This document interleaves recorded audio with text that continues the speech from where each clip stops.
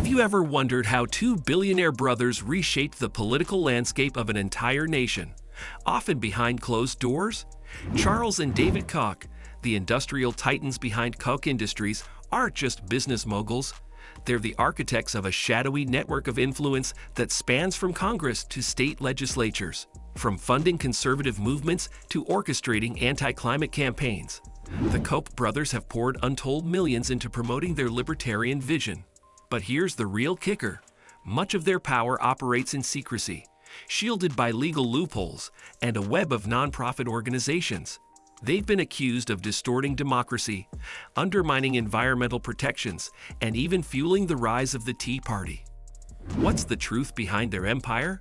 How do two men hold such immense sway over American politics? And what does it mean for the future of democracy? This is the story of power, money, and influence, Koch style.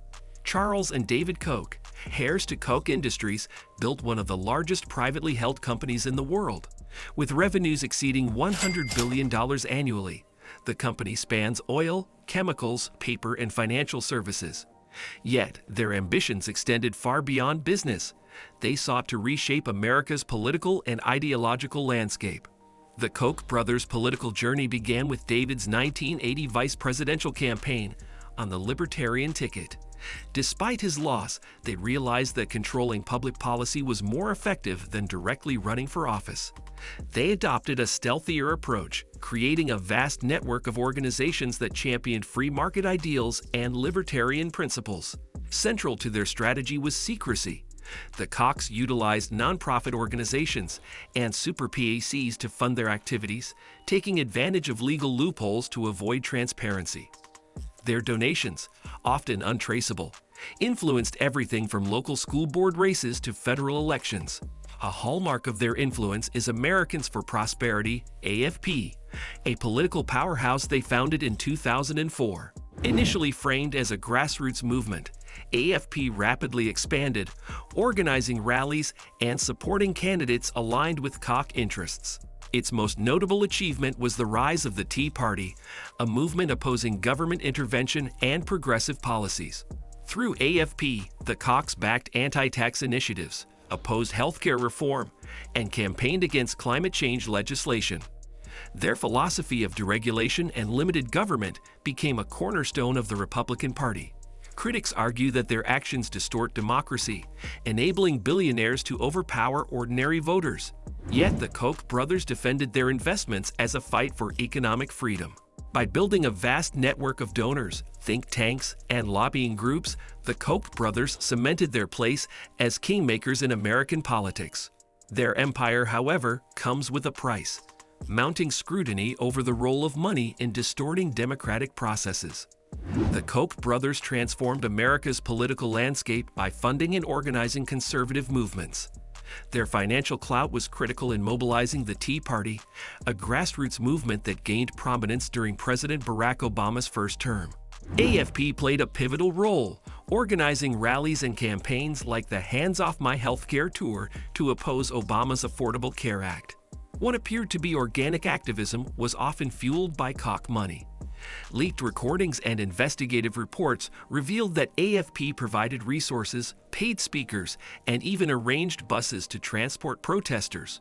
Critics argue that this manufactured grassroots movement served the Kochs' interests, opposing regulations and taxes that could harm their business empire. The Kochs' influence extends to legislative battles. In Wisconsin, they supported Governor Scott Walker's controversial efforts to weaken unions. Americans for Prosperity spent millions on ads backing Walker and opposing recall elections.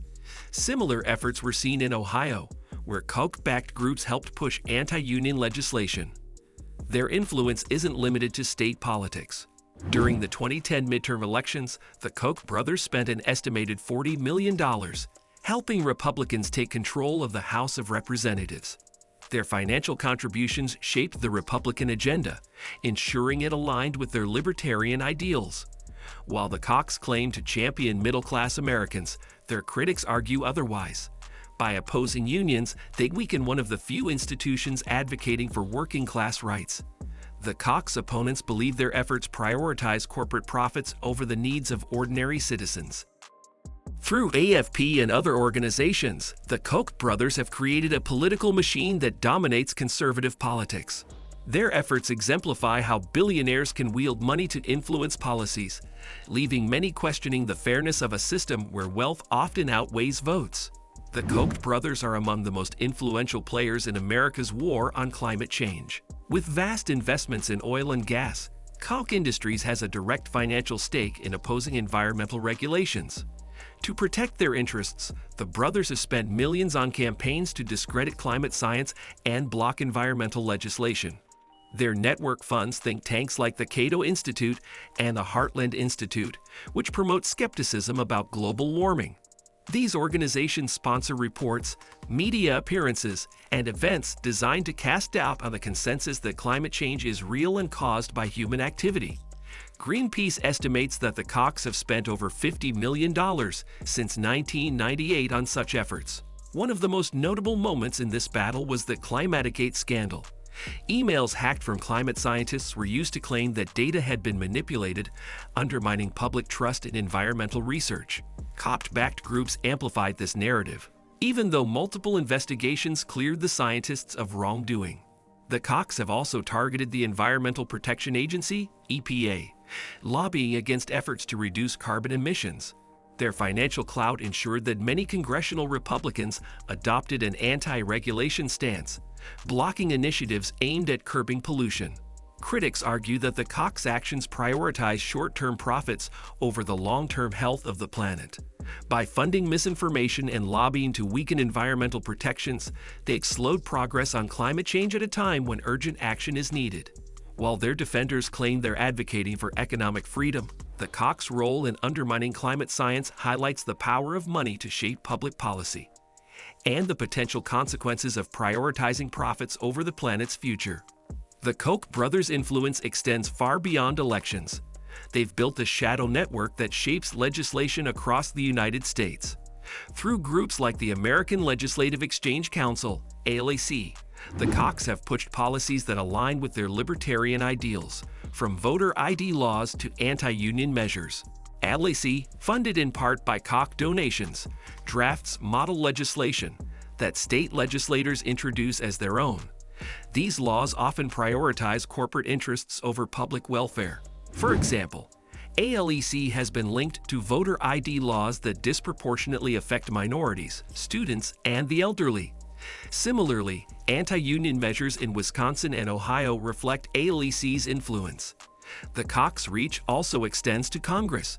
In 2010, they contributed to 62 of the 87 new Republican House members, helping secure a majority aligned with their agenda.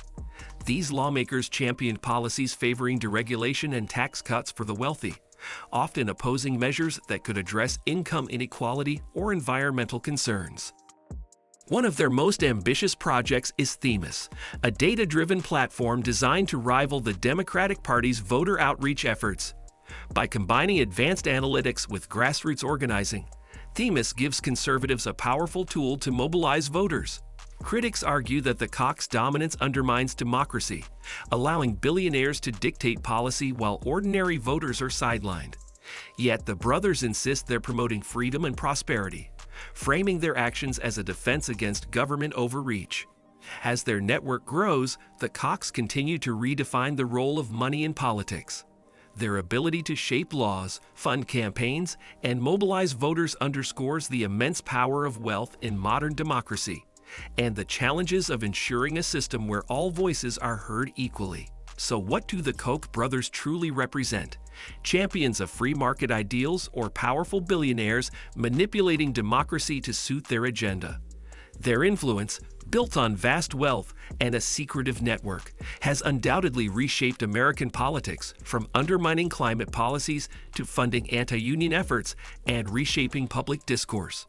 Yet this story leaves us with important questions. Should billionaires have this much power in a democracy? And how do we ensure the voices of ordinary citizens aren't drowned out by big money politics?